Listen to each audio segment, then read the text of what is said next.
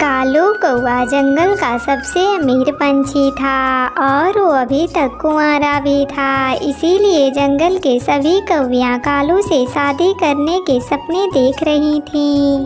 पता नहीं ये कालू शादी करने के बारे में कब सोचेगा। मैं तो कब से तैयार बैठी हूँ और एक कालू है अपनी हामी ही नहीं भरता। ओए सुंदरी, मैं तेरा मुंह तोड़ दूंगी जो मेरी कालू जी का नाम अपनी गंदी जुबान से लिया तो। कालू तो सिर्फ मुझसे ही शादी करेगा। गोरी नाम है मेरा, आगे से ध्यान रखना। गोरी तू तो बस नाम की ही गोरी है, रंग तो तेरा काला ही है। और मुझे देख, मैं तो नाम से भी सुंदरी हूँ और शकल से भी सुंदर हूँ। तुम देख लेना कल मुही, कालू तो सिर्फ मुझसे ही शादी करेगा।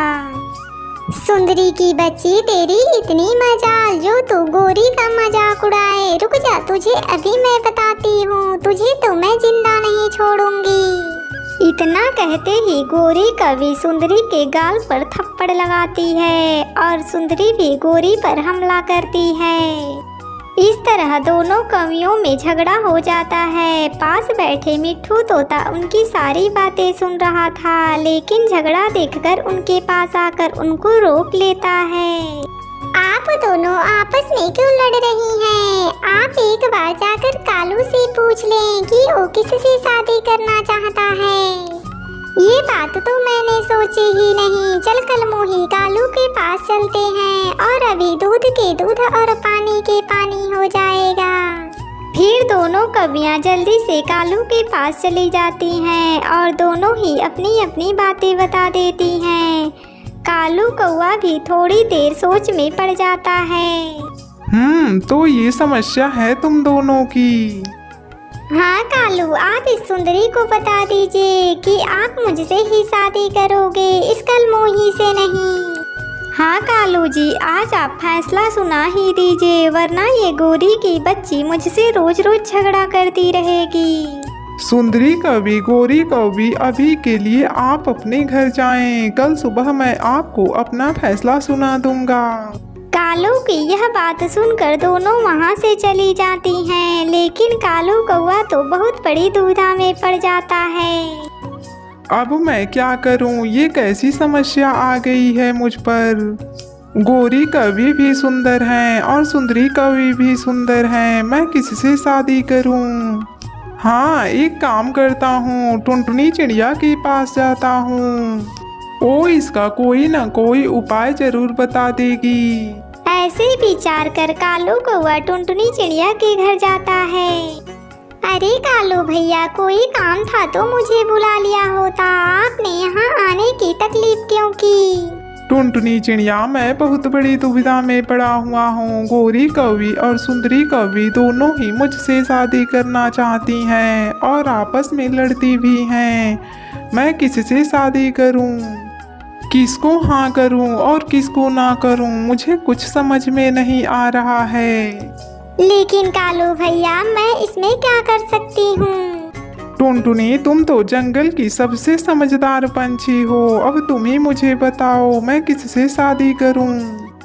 तो कालू भैया, आप उससे शादी कीजिए जो आपकी मुसीबत में साथ दे और आपके दुख को अपना दुख समझे। अरे वाह टुनटुनी, तुमने तो हमारी समस्या मिनटों में समझा दी। अब देखना मैं कैसे दोनों की परीक्षा लेता हूँ, लेकिन इसमें तुम्हें मेरा साथ देना होगा। फिर से कालू कौआ टुनटुनी चिड़िया को अपना प्लान समझा देता है और खुद पहाड़ की तरफ चला जाता है। अगली सुबह टुनटुनी चिड़िया मिट्ठू तोते के घर जाती है और कालू का प्लान मिट्ठू तोते को समझा देती है। ठीक है मिट्ठू, आपको गोरी के पास जाना है और उसे बताना है कि कालू कौआ किस तरह से बर्बाद हो गया है, उसके पास कुछ भी नहीं बचा। ठीक है टुनटुनी, मैं अभी जाता हूँ। आप देखना मैं कितनी अच्छी नौटंकी करता हूँ उस गोरी के सामने। फिर वे दोनों सुंदरी और गोरी कवि के पास चले जाते हैं। गोरी, तुम्हें कुछ पता भी है? कल कालू के घर में बिजली गिर गया था, बेचारे के सब कुछ जलकर राख हो गया है। हाय मिट्ठू, ये तुम क्या कह रहे हो? सब कुछ जल गया? हाँ गोरी, जैसे तैसे करके कालू कौवा बचा है, लेकिन बेचारे के पास रहने के लिए अब घर भी नहीं है, इसीलिए जंगल छोड़ के पहाड़ों पर चला गया है। भगवान ऐसा किसी के साथ ना करें। ऐसा कहते हुए मिट्ठू तोता वहाँ से चला जाता है। इधर टुनटुनी चिड़िया भी सुंदरी कवि से बातें कर रही थी। चलो, भगवान जी ने ये बहुत अच्छा किया कि उसका घर आज ही जला दिया। अगर शादी के बाद ऐसा होता तो मैं कहाँ रहती। मुझे भी कालू के साथ दर दर के ठोकरे खाने पड़ते। चलो, बहुत अच्छा हुआ उस कलमुहे का घर जल गया। सुंदरी, तुम ये क्या बोले जा रही हो? यहाँ कालू भैया की जान बहुत मुश्किल से बची है और तुम्हें अपने रहने की पड़ी है। ऐसा कहकर टुनटुनी चिड़िया वहाँ से चली जाती है। लेकिन इधर सुंदरी कवि अभी सोच रही थी, अब तो ये खबर गोरी को बतानी ही पड़ेगी। जल्दी से उसके घर जाती हूँ। फिर सुंदरी कवि गोरी कवि के घर चली जाती है। लेकिन गोरी कवि सुंदरी को रास्ते में ही मिल जाती है। अरे सुंदरी, मैं तेरे पास ही आ रही थी। कालू का सब कुछ जल कर राख हो गया है। अब तो वो पूरी तरह से फकीर हो गया है, फकीर। हाँ गोरी, मैं भी यही कहने वाली थी कि अब उससे शादी करने का कोई फायदा नहीं है। अच्छा हुआ हम दोनों बच गए, वरना शादी हो जाती तो हम दोनों को भी उसके साथ पहाड़ों में रहना पड़ता। हाँ सुंदरी, उस कालू की वजह से हम दोनों में कितना झगड़ा होते थे। आज से सब खत्म, अब से हम पक्की सहेलियां बनकर रहेंगे। वो दोनों बातें करके अपने अपने घर चली जाती हैं। मिट्ठू तोता और टुनटुनी चिड़िया उन दोनों की बातें सुन रहे थे। मिट्ठू, ये तो दोनों ही धोखेबाज और मक्कार निकली। दोनों ही कालू के पैसों से प्यार करती हैं। हाँ टुनटुनी, दोनों में से कोई भी प्यार नहीं करती हमारे कालू को। दोनों एक नंबर के मक्कार हैं। चलो, कम से कम कालू भैया इन झूठी मक्कारों से तो बच गए। ऐसी बातें कर वो दोनों वहाँ से चली जाती हैं। इधर गोरी भी कालू कौवे के बारे में सोच रही थी। क्या सच में मुझे कालू के घर और पैसों से प्यार है? नहीं, मैं इतनी बुरी नहीं हो सकती। मैं कालू को खोज कर जरूर लाऊंगी और उसको अपने घर में रखूंगी। पहाड़ों में नहीं रहने दूंगी अपने कालू को।